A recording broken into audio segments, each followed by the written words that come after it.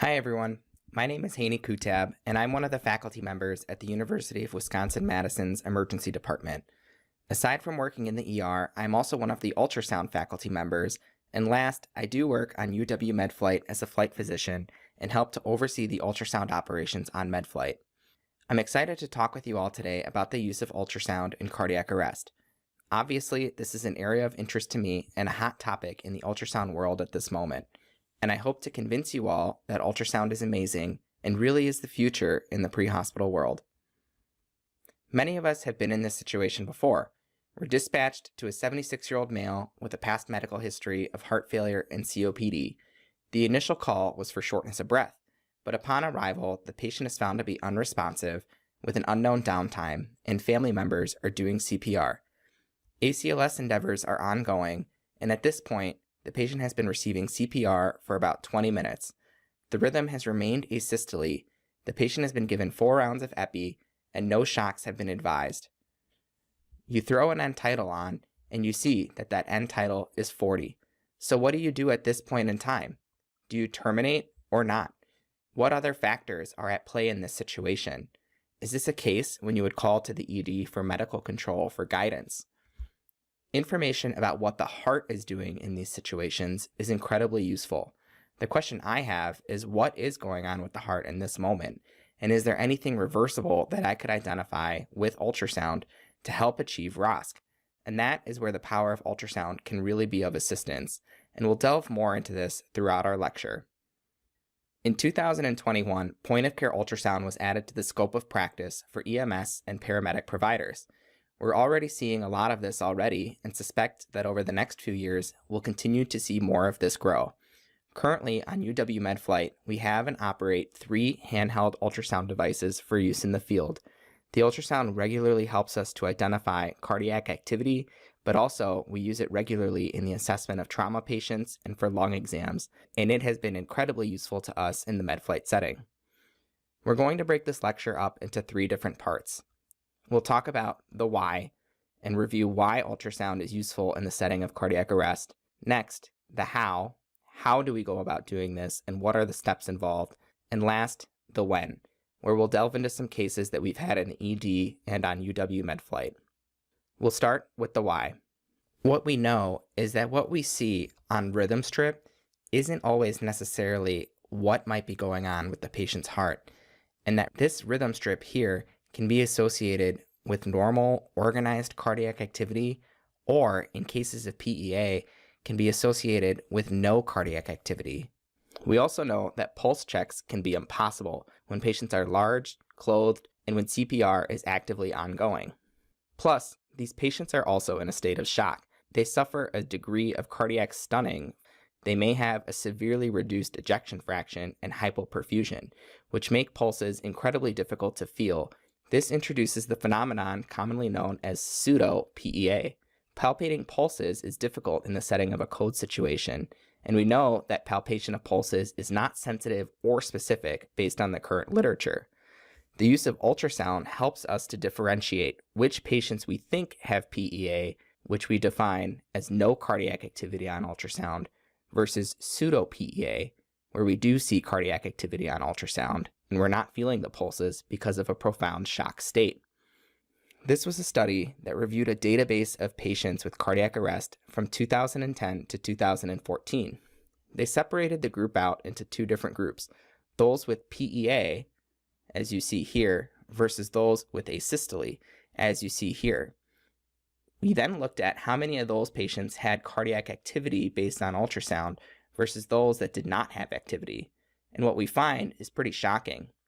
Of 46 patients with PEA, 14 of them actually had cardiac activity by ultrasound, while 32 of them did not. In 140 patients with asystole, we found that 8 of them actually still had cardiac activity, while 132 of them did not. My takeaway from this is that EKG is a poorly sensitive tool for initial cardiac activity and any cardiac activity, and thus the EKG rhythm strip alone is not an accurate predictor of what is actually going on with the heart. This is another major study that we have seen in the world of cardiac arrest ultrasound, and one of the largest that we have to date. This is known as the reason trial. What they did here is an ultrasound at the beginning and at the end of ACLS. This is a cohort of 793 patients. Only 26% of them survived initial resuscitation, and 1.6% of them survived to hospital discharge. 263 patients in this study had cardiac activity, and 530 patients had no cardiac activity. Of the 263 patients with cardiac activity, they found the presence of activity on ultrasound was associated with increased survival to admission and increased survival to discharge. Of the 530 with no cardiac activity on ultrasound, they found that this was associated with non-survival, but 0.6% of those patients with no cardiac activity still survived to hospital discharge. Here's another study that looks at the same question. This study had 136 patients with cardiac standstill on bedside echo in the ED. What they actually found was that all of them died in the ED. The big takeaway for me from these studies is that cardiac activity is important, and that cardiac standstill or no activity on ultrasound is highly associated with death. But it's important to know that it's not 100%, because remember, in that reason trial, 0.6% of patients with no activity still survived to hospital discharge. Ultimately, if you do not see cardiac activity, that's a pretty good indicator that the patient is likely to expire. To recap, pulse checks are difficult, and remember that the patient may not have palpable pulses, but may still have cardiac activity based on ultrasound. We define that as pseudo-PEA, and the patient is just in a profound state of shock and that they're not perfusing well enough for you to feel a femoral or carotid pulse. We also know that rhythm strips are inaccurate, and what we see on initial rhythm strip is not always predictive of what's going on with the heart. And last, we know that ultrasound findings help us to predict mortality, specifically that cardiac standstill on ultrasound is highly associated with death. Next, we'll jump into how we actually do this and what the steps are in performing ultrasound in the setting of cardiac arrest. The probe of choice we will likely use is the cardiac probe. Many of the handheld devices which we see in use currently are these cardiac probes, but it's important to note that this exam could also be performed with the abdominal probe. When discussing echo, there are four principal views. The first views are the peristernal views, the long and the short views.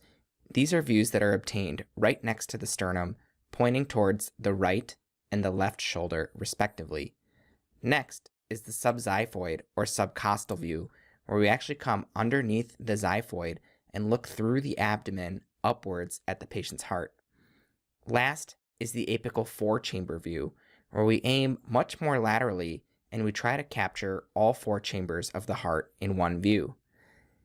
For the setting of cardiac arrest, we are most likely going to obtain either the peristernal long view or the subxiphoid view, so that is where we will spend most of our time discussing. To obtain the peristernal long view, the ultrasound probe is placed around the third or the fourth intercostal space right along the sternal border. Generally, the indicator on the ultrasound probe will be pointing towards the patient's right shoulder, but that's assuming that the indicator on your phone or on your device is pointed towards the right side of the screen, which is the traditional cardiology setting. You want to aim downwards, and you want to apply pressure here because what you're trying to do is to sandwich the probe in between the patient's rib cage here and get a view at the heart in the long axis view. What you'll see is something that looks like this. So the very first thing that you're going to hit at the top part of your screen is the skin and the soft tissue. Immediately beneath that, you'll see this chamber here. This is the right ventricle. Next to that, you see the interventricular septum, and then next to that, you see this much larger meteor chamber here. That is the left ventricle. What you'll see here is also the aorta and the aortic valve, which sits right here, the mitral valve, which is this line that you're seeing here, the left atrium, which sits just above the mitral valve, and then posterior to all this, you'll actually capture the descending aorta on your screen here. It's important to note that you do not see the right atrium on this view. When assessing for cardiac activity, you really want to pay attention to the walls of the left ventricle here. Look at the actual muscle of the heart and see if there is any sort of activity arising from this thick muscle. You also want to pay attention to the squeeze of the left ventricle. In a normal heart, this chamber size should collapse and reduce by at least 50%, and it's okay to visually estimate that. The other view that we will obtain is the subxiphoid or the subcostal view. This is obtained by placing the probe underneath the xiphoid process, with the indicator pointing towards the patient's left. You want to lay the probe flat and really sneak underneath the rib cage, underneath the xiphoid process.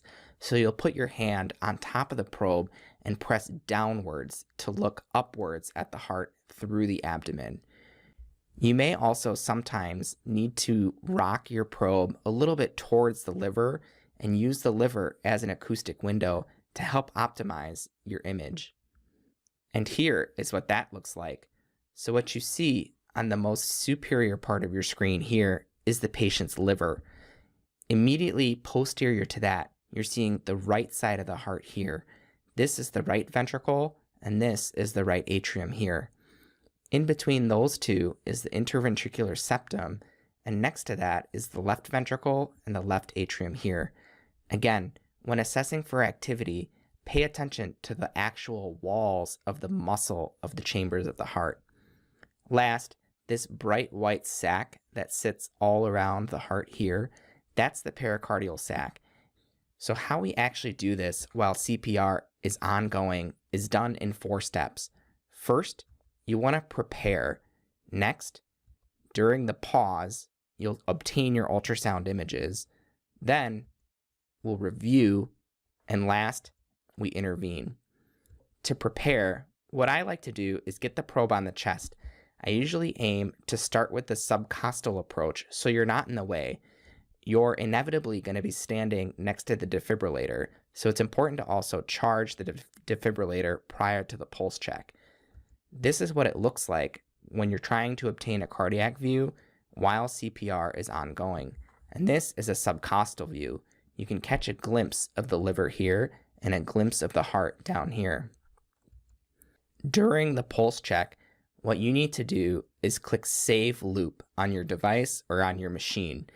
This will record a 6 to 10 second clip depending on your machine settings. Then you step away from the machine and you put your device down.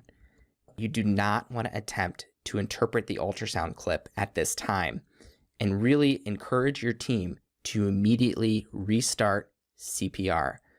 The reason why that is because there are several studies that have come out that have said the use of ultrasound in the setting of cardiac arrest is associated with delays in chest compressions. So don't be that person. Get your clip. What you get is what you get. And then immediately tell your team to restart CPR when you're done obtaining the image. Then review. Look at the actual chambers of the heart and tell if there is activity. Call this out and make your team aware. In this case here, this is a subcostal view, and you're seeing 4 chambers of the heart here with nothing moving. So this is no cardiac activity. Then intervene, either with electricity if you identify the presence of ventricular fibrillation, or with various medications such as epinephrine, atropine, or lidocaine, depending on what you see. So after reviewing your image, get the probe back on the chest and get ready for the next pulse check. What you're actually looking for on ultrasound is the presence of cardiac activity versus no cardiac activity. So once we've identified the presence of cardiac activity, we want to take it one step further and think about the 5 E's.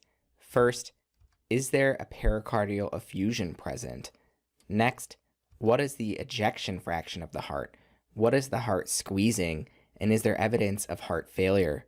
Next, we think about equality. Normally, the right ventricle should be about 1/3 the size of the left ventricle, but is now the right ventricle severely enlarged? And could the patient actually have a massive PE?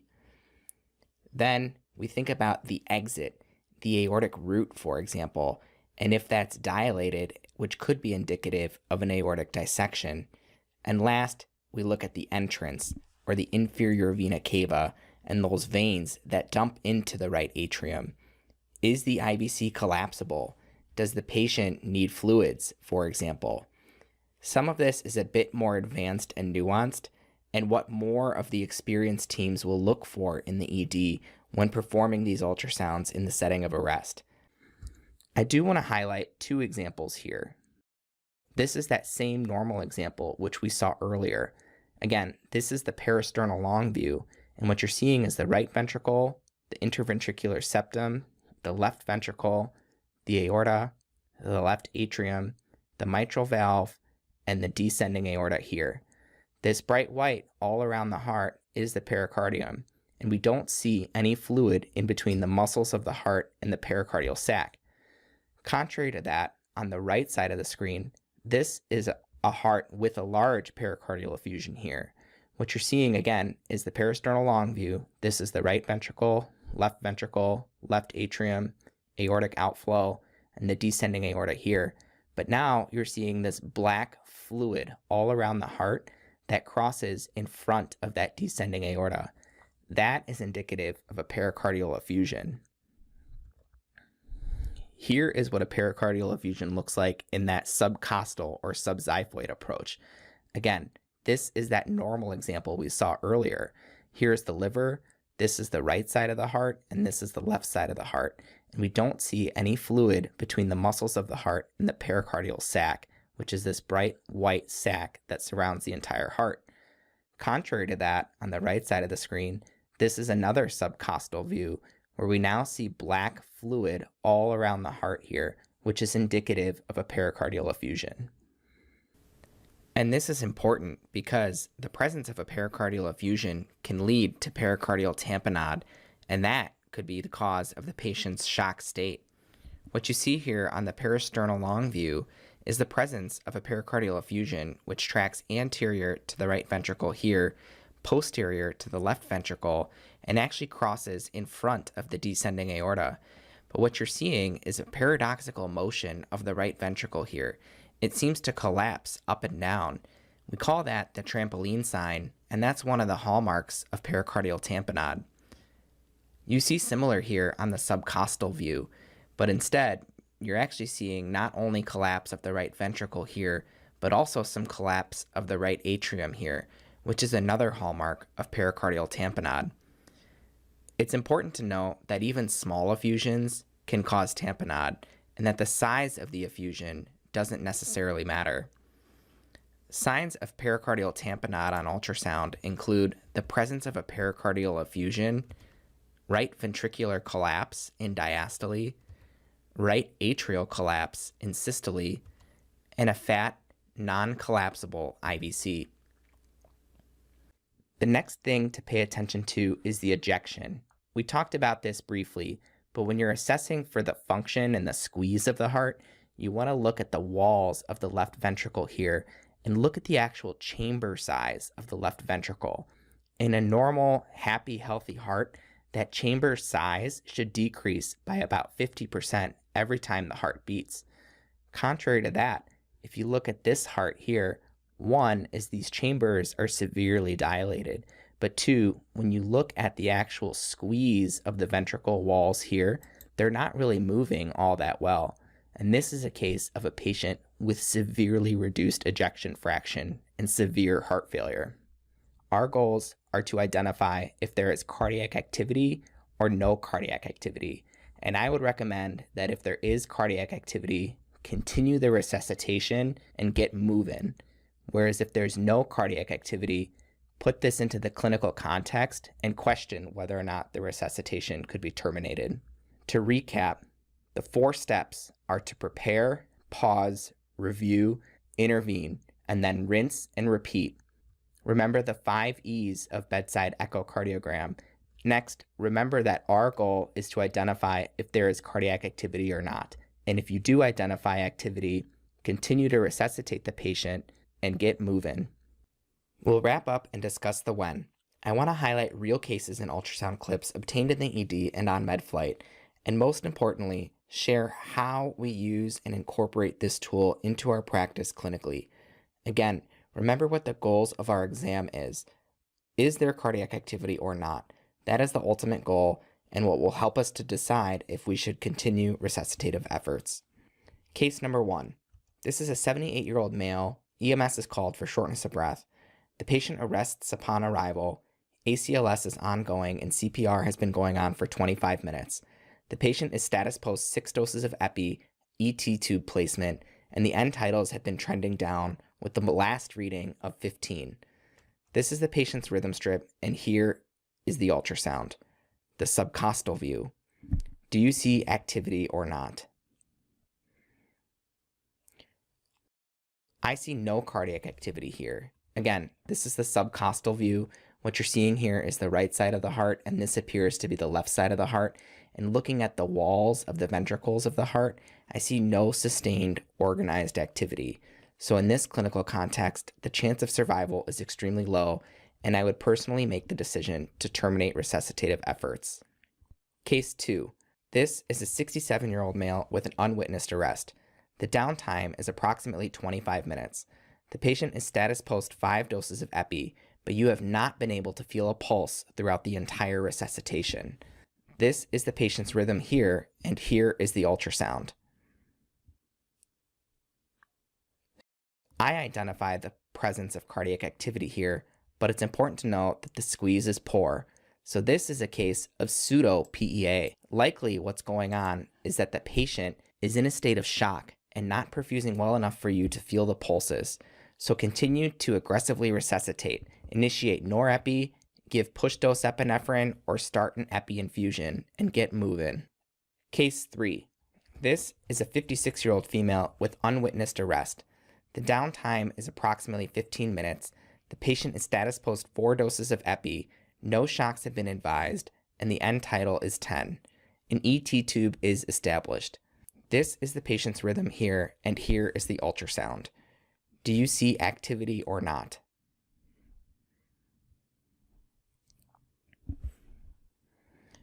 This is a tricky case. You want to pay attention to the walls of the ventricles. What you're actually seeing here is something called valve flutter. When CPR was ongoing and you're giving meds and fluids, the actual fluid within the chambers of the heart and what's being infused is traveling through the valve, and that gives this appearance that the valve is fluttering.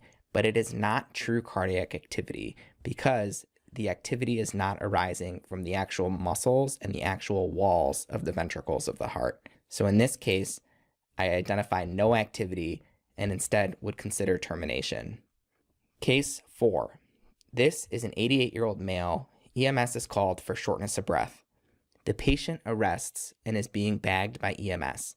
The patient is status post 4 doses of epi and the end tidal is 10. ET tube is unable to be established because of vomiting and because of difficult views. Here is the patient's rhythm strip, and here is the patient's ultrasound. Is there cardiac activity or not?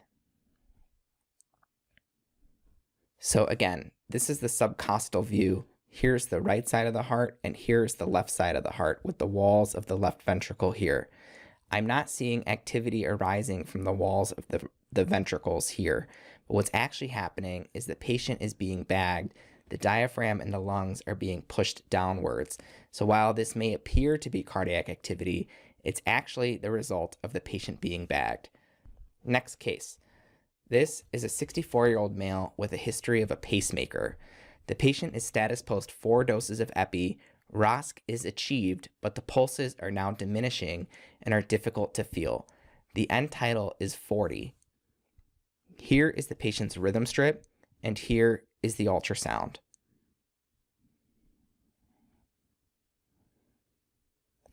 And what's actually happening is this patient has activity, but they're severely bradycardic.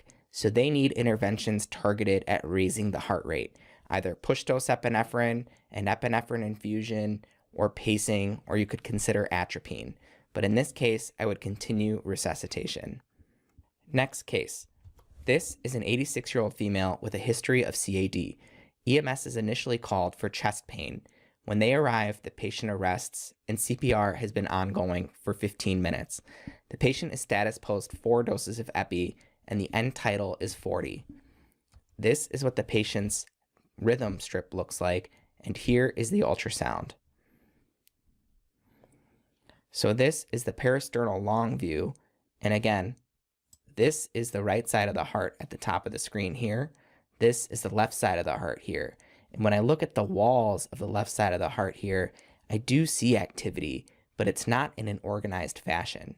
This is actually a case of fine ventricular fibrillation, and what the patient actually needs here is electricity and other medical interventions like amiodarone and lidocaine.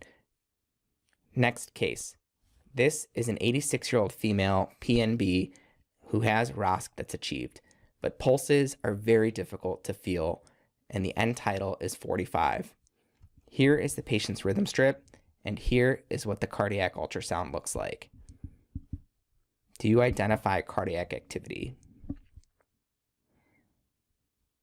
Yes, this is another case of pseudo-PEA. Look at the walls of the ventricles here. You see that there's organized squeeze of those walls, and while you may not be able to feel pulses, what's actually occurring is that the patient is in a state of shock and that resuscitative efforts need to be continued. A few more rapid-fire cases. Here is a parasternal long view, and here is the patient's rhythm strip. So this is cardiac standstill. Again, right ventricle's up here, left ventricle's down here. This is the left atrium. The patient has a very large and dilated left atrium, but I'm not seeing cardiac activity. I'm not seeing any activity or squeeze coming from the walls of the ventricles. So this is a case that I would terminate. Next case. Here is the rhythm strip, and here is the ultrasound. So I do see cardiac activity. Again, the squeeze of that left ventricle looks to be relatively poor. So I would continue resuscitative efforts targeted at improving cardiac output. And here is the last case. Here is the rhythm strip, and these are the echoes. Do you see cardiac activity? I do see cardiac activity. There's one important finding here, and that is equality, one of the E's that we talked about earlier. So the right ventricle here appears to be pretty enlarged. Normally, the size of the right ventricle should be 1/3 the size of the left ventricle. But what you're actually seeing here is that the right ventricle is actually much larger than the left ventricle in the apical 4-chamber view here. That is suggestive of right heart strain, which could be caused by a massive PE. This patient was given systemic thrombolytics and improved and was transported in stable condition. So that is the use of ultrasound in the setting of cardiac arrest. We covered the why, the how, and the when. Some takeaways from today's talk. Cardiac arrest is tough, but remember that pulse checks and rhythm strips are not perfect. They are inaccurate and they're poor at predicting what is actually going on with the heart.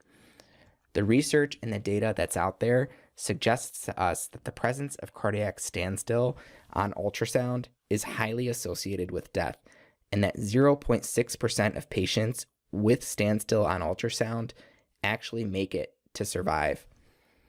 When doing this exam, remember the subcostal and the parasternal views are the easiest to obtain. I typically aim for that subcostal view so I'm not in the way and getting gel on the chest prior to the next round of CPR. Remember our 4 steps: prepare, pause, review, and intervene. Encourage your team to restart CPR and to not delay chest compressions.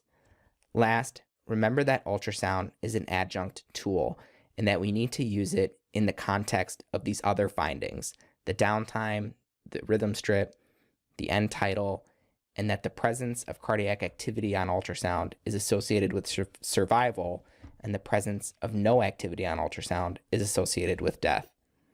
That is all I have for today. Thank you so much for listening to our lecture.